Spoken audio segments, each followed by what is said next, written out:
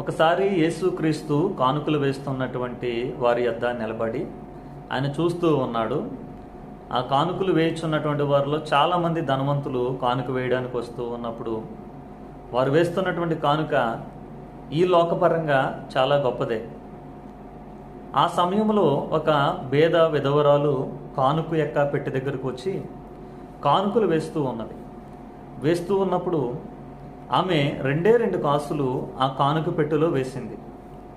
మీరు ఆలోచించండి, కానుక పెట్టెలో మనం వేసేటువంటి కానుక చిల్లర అయితే ఎదుటి వారికి ఎక్కడ వినబడతాదేమో, ఒకవేళ వినబడితే ఈమె చిల్లర వేసిందని అనుకుంటారేమో అని మనము మన దగ్గర చిల్లర ఉన్నప్పుడు చాలా జాగ్రత్తగా ఆ కానుక ఒకవేళ సంచి అయితే చాలా జాగ్రత్తగా లోపలికి పెట్టి మనం ఆ కానుకను వేస్తూ ఉంటాము.